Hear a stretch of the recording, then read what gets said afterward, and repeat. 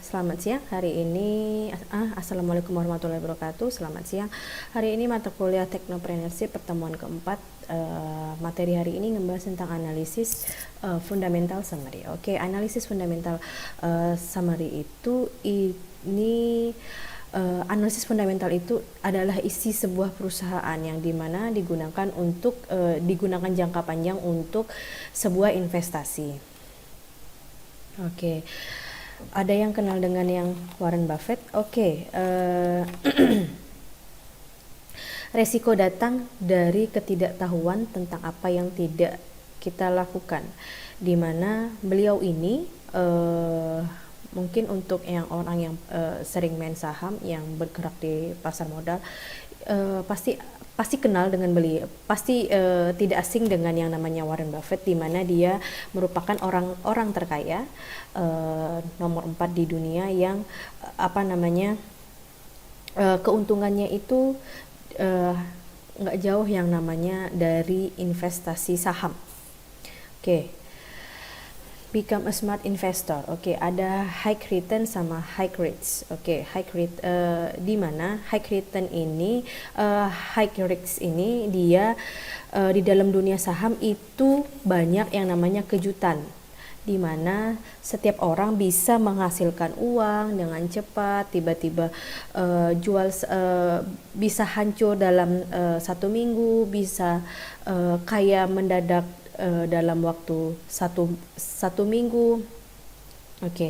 Untuk yang namanya saham, kita harus tahu si perusahaannya tersebut. Harus mengerti tentang keuntungannya, harus bisa membaca perusahaannya. Yang terkecil itu sahamnya berapa dijual, yang tertinggi itu sahamnya berapa. Nah, terus kita itu harus high return, high risks, di mana high return sama untuk resikonya itu kita harus tahu yang namanya high knowledge-nya, di mana kita harus menghindari hal-hal di mana adanya kerugian. Di situ kita diperlukan yang namanya high knowledge, yang dimana kita harus bisa menganalisa si perusahaan tersebut. Nah, untuk investasi, mungkin untuk orang zaman sekarang mungkin saya mending beli rumah deh, saya beli tanah deh. Iya, memang yang namanya investasi properti memang sangat menguntungkan, tapi resikonya lumayan. Dalam arti salah satunya kebakaran bisa jadi, terus habis itu banjir. Sebenarnya untuk investasi apa aja sebenarnya, mau properti kah, mau emas kah, atau apapun itu sebenarnya sama aja, tergantung kondisi.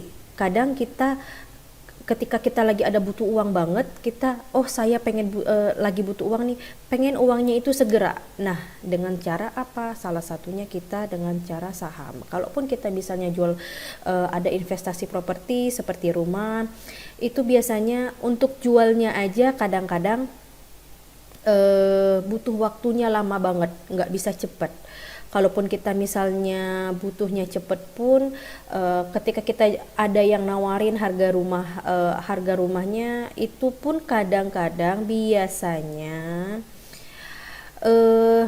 harganya itu malah lebih tidak sesuai dengan target kita. Kadang kita mau jualnya 300, ternyata ada yang nawarin 250. Dikarenakan kita lagi ada butuh uang, ya udah deh 250 juta aja dilepas. Jadi jatuhnya yang dimana kita sebelum beli rumah itu harganya 250 juta, jadi nggak ada kenaikannya gitu loh, nggak ada keuntungannya.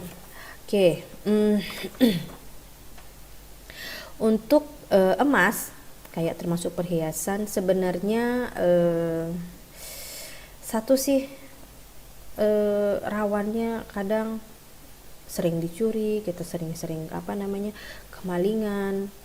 memang sih kalau kata orang itu, oh iya ada emas enak bisa dijual kapan aja, tapi kalau kita emas itu ya resikonya ya sama, ada kadang untung kadang rugi. Tapi kalaupun untuk beli emas ini misalnya dijualnya butuhnya dalam 1 minggu harus ada uang atau naik, itu kayaknya nggak termasuk deh. Dalam arti kalau investasi emas itu nggak menjamin kalau menurut saya.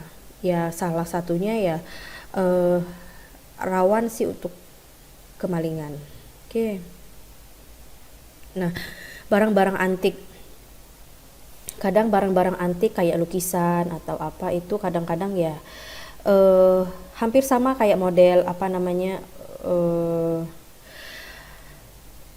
properti sama emas itu memang eh, dijualnya aja enggak gampang dan memang ada yang namanya butuh proses gitu. Nah, untuk systematic risk itu memang apa namanya kita harus tahu nih ya, harus tahu yang namanya si perusahaannya tersebut.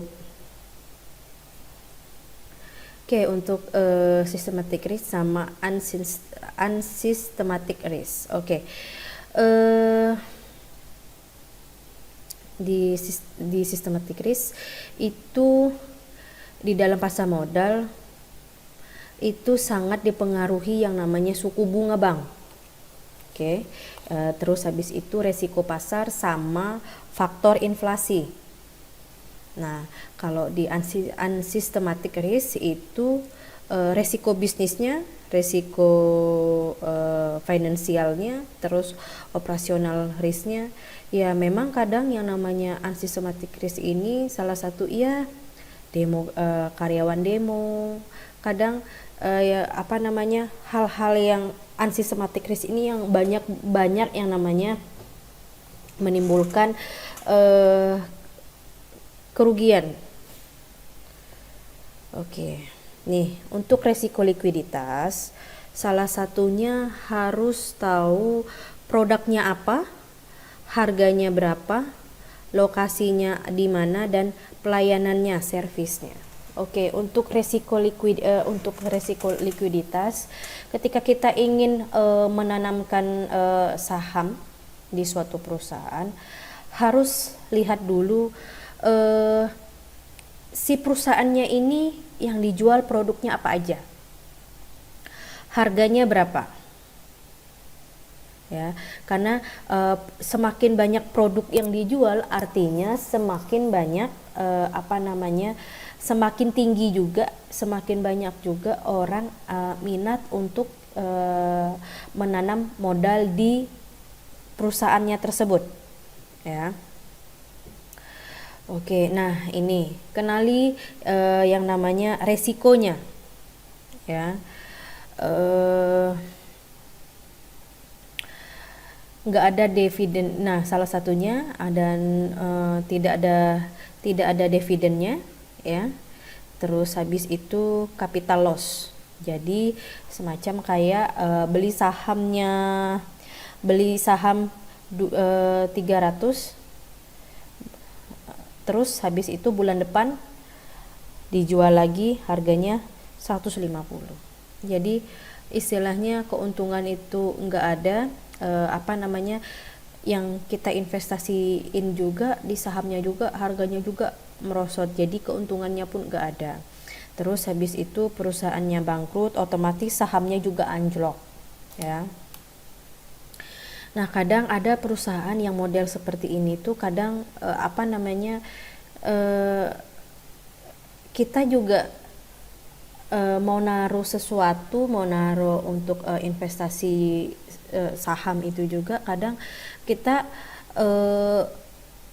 ngelihat juga dari laporan keuangannya, produknya seperti apa, terus tanggapan orang dengan si perusahaan tersebut gitu. Oke. Risk and return trade off. Oke, kalau untuk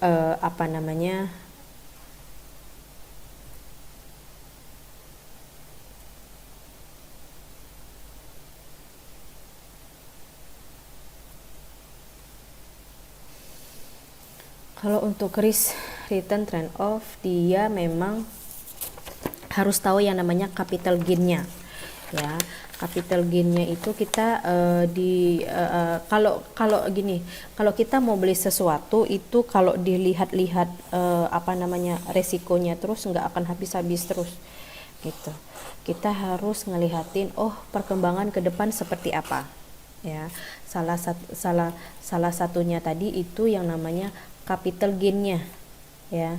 Nah, di capital gain-nya misalnya kita nih beli saham 200. Nah, ketika kita mau jual itu harganya 400. Jadi kita ada yang namanya kenaikan, ya, kenaikan di harga saham. Nah, kita harus juga dilihat dividennya, terus pajaknya, no safekeeping fee-nya. Jadi kita ketika kita invest untuk saham, kita harus tahu juga perusahaan tersebut seperti apa. Makanya tadi kayak tadi saya bilang, kita harus tahu nih si perusahaannya ini memang benar-benar saya kayaknya srek deh, saya cocok deh dengan si perusahaan tersebut gitu loh. Dalam arti memang produk-produknya juga makin tahun itu juga makin tambah banyak, terus harga sahamnya juga naik. Nah, perusahaan yang seperti itu yang memang orang banyak untuk yang namanya semakin banyak menarik orang untuk yang namanya invest di perusahaannya dia. Oke. Nah, di capital gains, selisih positif dari nilai beli sama nilai jual, di mana dividen sebagai laba bersih perusahaan yang dibagikan ke pemegang saham. Nah, kita itu harus ngenalin diri sendiri, dalam arti risk seeker sama ini ada dua nih, ada risk seeker sama risk averter. Oke, untuk risk seeker berarti kita ini harus tahu nih, berarti kita tipe orang yang memang berani ambil resiko. Nah, kalau risk averter itu dia orang-orang yang memang mencegah resikonya pelan-pelan, di mana dia beli saham nih tiba-tiba turun 5%. Terus dengan gampangnya banget langsung jual. Ya, namanya saham, iya pasti memang ada turun naik. Dia memang istilahnya dia takut yang namanya akan tidak ada modalnya, tidak ada keuntungannya, takut modalnya habis begitu aja. Oke. Nih, kalian yang namanya untuk investasi di pasar modal ini, saham, harus punya tujuan. Saya mau jangka panjang kah, long term investment, atau trading aja. Jadi harus kenal yang namanya tujuan investasi, arahnya itu diri kalian itu maunya ke arah mana, atau mau ke jangka panjang kah, atau mau trading aja gitu. Oke, nah untuk lakukan analisa investasi, kalau analisa fundamental, kalau untuk analisa investasi itu ada dua, ada analisa fundamental sama analisa teknikal. Nah, kalau analisa fundamental dia memang ngelihat spesifikasi, contohnya gini, kalau kalian beli handphone nih, nah untuk analisa fundamentalnya kalian harus lihat lihat dulu spesifikasinya sebelum beli. Kadang ada handphone A yang memang harganya selangit tapi spesifikasinya kurang. Ada yang handphone B spesifikasinya bagus tapi harganya murah. Ya, orang itu mungkin kalau orang yang memang benar-benar paham, dia ngelihat dari si spesifikasi si perusahaannya. Dalam arti dia harus ngecek kayak model kita mau beli handphone nih, untuk analisa fundamentalnya harus tahu dulu memorinya, terus habis itu kameranya, suaranya, terus habis itu spesifikasinya, detailnya, OS-nya atau apa gitu. Jadi ketika kita beli sesuatu itu enggak asal beli gitu loh. Jadi kita juga udah tahu juga analisa fundamentalnya juga, detail spesifik si produk tersebut ketika kita ingin beli saham. Nah, terus untuk analisa teknikal itu dilihat dari layarnya aja. Jatuhnya kita, oh handphone ini nih ini tampilannya bagus deh. Cepet deh, ya udah beli aja. Jadi kadang ada memang orang tergiur harga mahal tapi speknya kurang, harganya mahal. Ada orang yang memang beli handphone yang speknya bagus, harganya murah. Nah, oke. Nih, salah satu untuk misalnya kita mau investasi saham. Nah, siapa sih yang enggak kenal sama brand ini? Ya, ini sama ini. Hampir yang di sini memang ada beberapa perusahaan yang memang harga sahamnya itu memang ya cukup banyak peminat, ya. Karena memang kayak model perusahaan Unilever, dia memang tiap tahunnya itu pasti selalu mengeluarkan produk-produk terbaru. Jadi banyak perusahaan yang buat produk baru yang sehingga orang yang punya uang lebih ingin menanamkan uangnya itu di investasi perusahaannya itu tersebut. Oke. Nah, analisis fundamental sama teknikal. Nah, analisa fundamental itu kita harus tahu laporan keuangannya, jangka panjangnya seperti apa, dividennya, pasar efisiennya. Nah, terus kalau untuk untuk analisa teknikal itu mengerti yang namanya grafik harga sahamnya, terus harga pendeknya, di saat kita beli sahamnya harganya 2000, terus naik lagi harganya, kita cek lagi 3 jam kemudian harganya 4000. Harus dijualkah atau dibiarin aja, atau kita jual atau kita beli lagi atau gitu. Terus yang namanya capital gain sama ada pasar tidak efisien. Oke.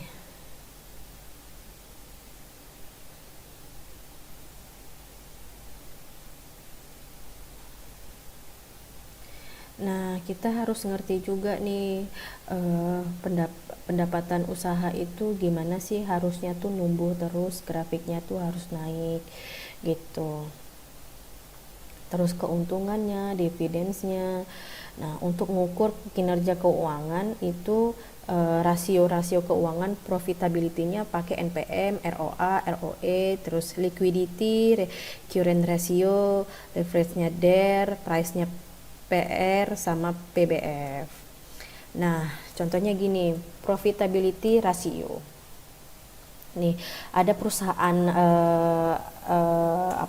ban mobil, penjualannya 20 triliun, profitnya 1 triliun, NPM-nya 5%. Ya. Ada salah satu lagi perusahaannya salesnya 15 triliun, profitnya 2 triliun, NPM-nya 13%. Nah, profitnya yang harus kita lihat. Karena di mana-mana keuntungan itu paling pertama dicari, ya. Oke, Nah, liquidity rasio sama kayak tadi itu juga, asetnya lancar, harus tahu juga kewajiban lancarnya seperti apa si perusahaan tersebut, si perusahaan tambang tersebut, rasionya lancar atau bagaimana, kita harus tahu juga gitu loh. Jangan uh, kadang ada perusahaan yang memang dia mengukur kemampuan perusahaannya itu membayar hutangnya itu dalam jangka waktu jatuh tempo, atau dia memang menggunakan aset-asetnya itu untuk lunasi hutang-hutang jangka pendeknya. Oke.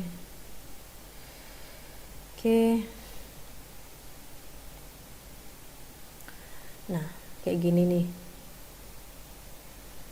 Pilih yang mana? Wagyu sirloin steak 150.000 sampai dengan harga 120.000, atau rendang yang harganya 15.000, 25.000, perkedel 25.000 gitu.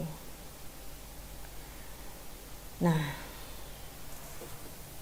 nih untuk price rasio, harga sahamnya 1.310. Ada dua perusahaan televisi, harga sahamnya 1.310 sama 1.095 rupiah. EPS-nya 93. EPS yang di perusahaan B itu 54. PR-nya 7 kali, PER-nya 10 kali. EPS-nya itu dia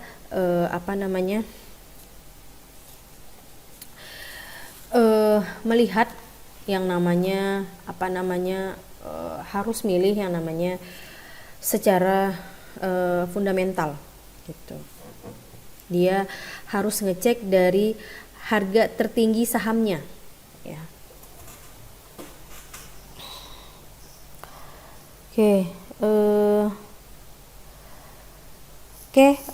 Pertemuan sampai di sini. Ketemu minggu depan sama saya. Assalamualaikum warahmatullahi wabarakatuh.